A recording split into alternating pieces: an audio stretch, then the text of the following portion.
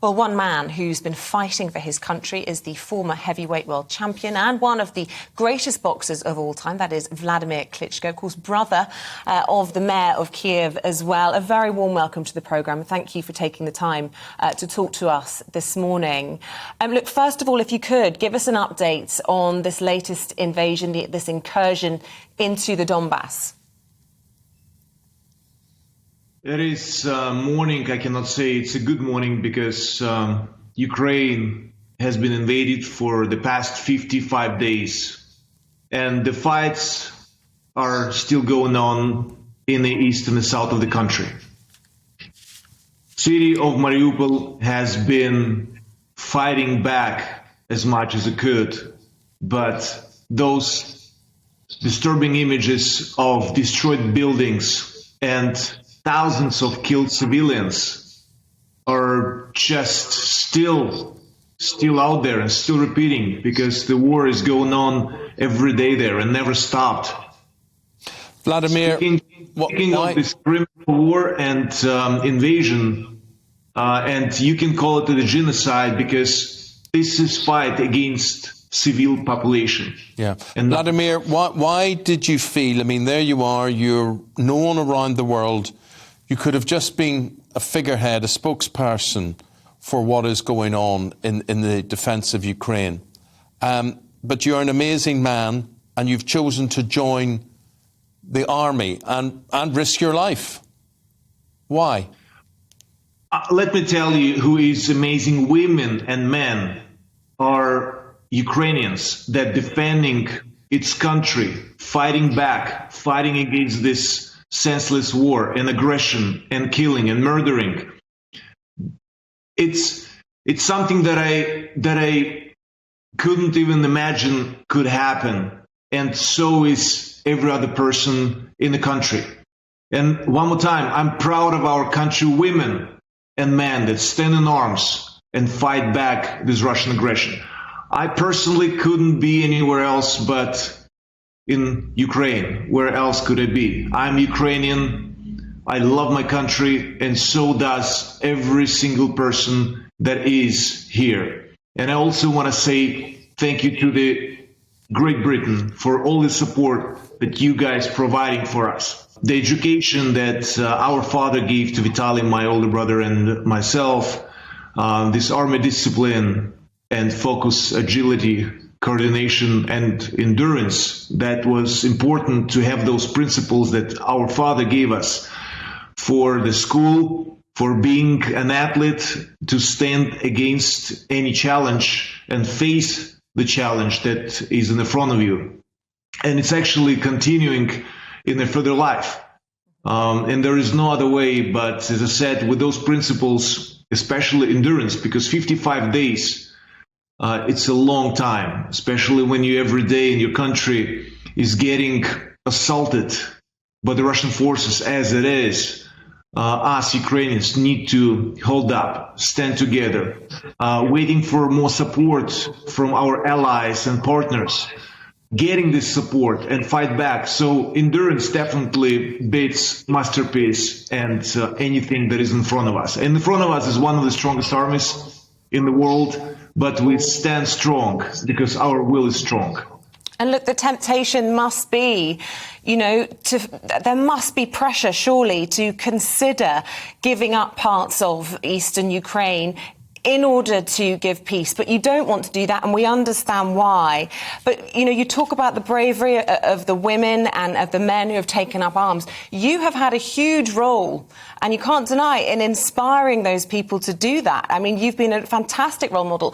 How is morale, would you say, in the country, day 55, enduring this huge pressure, with the pressure particularly in the East? And is there a debate about whether or not parts of the East could perhaps be given up, or do you think that you'll be able to inspire and hold strong? I will probably speak not for the politicians. I'm not representing any political office, but I will speak for my country, women and men.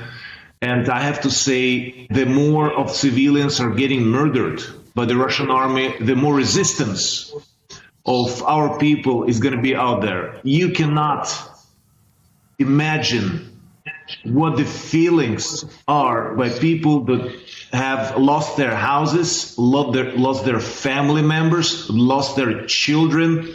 And we're speaking over 600 children being killed and murdered or injured. So the resistance is getting even more and stronger. And people of Ukraine is just as resistant as it could be or could you imagine. Because it's all about your own blood. It's all about your home. It's all about your land. And it's all about this criminal war that Russia has started. Of course it is. Of course it's all those things. And day after day, we just see the horrors that have been committed, the war crimes that have been committed. But yet a solution has to be found. There has to be compromise somewhere.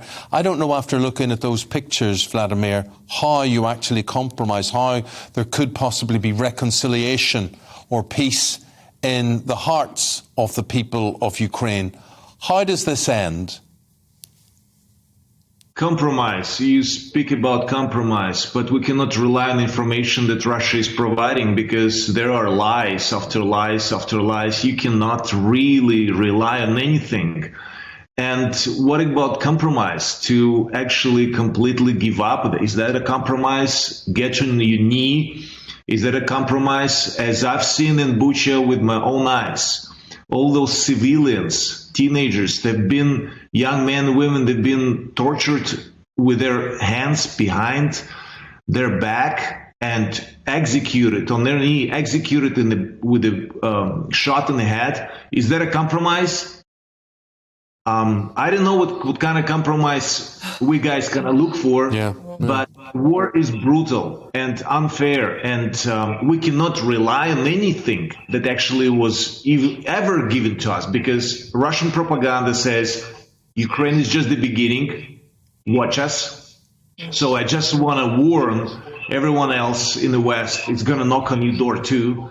So how far this ambition of building up empire or back to Soviet Union, how far it's going to go? It's going to go until Berlin or further. So compromise. Are you ready to give up every other country that was under Soviet Union as a compromise? I mean, what is compromise?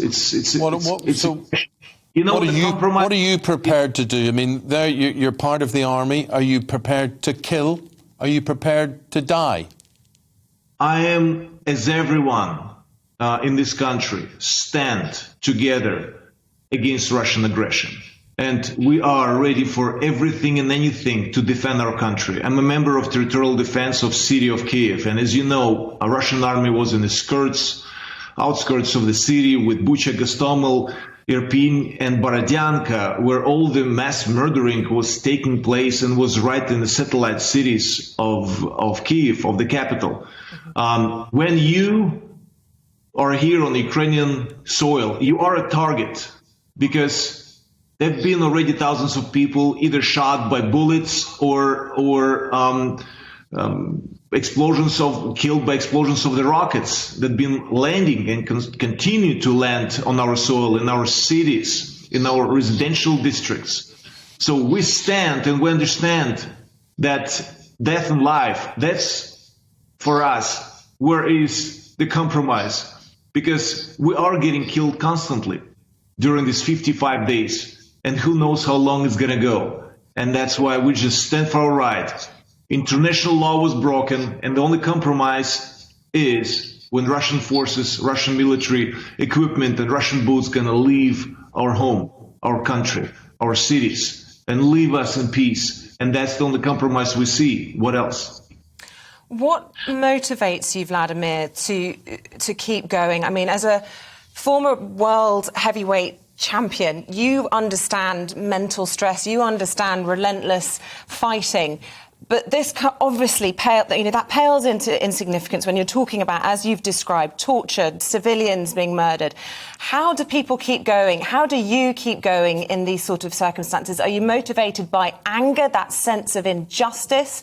You know, what's your inspiration to the people of Ukraine to try and encourage them to keep going, the exhausted citizens of Mariupol? There is no other choice. we need to stand together. We need to show our will that is stronger than any army or any weapon. Our will is really strong, the will of the Ukrainians. And there is no other choice. We don't have a choice. You can choose something when there is options, but there is no option. There's no option. It's about death and life. It's about defending and standing for your home, for your family, here and against this aggression. And you know what? We need to stop Russia in Ukraine. And I say we, because alone we can have endurance, but it's also limited.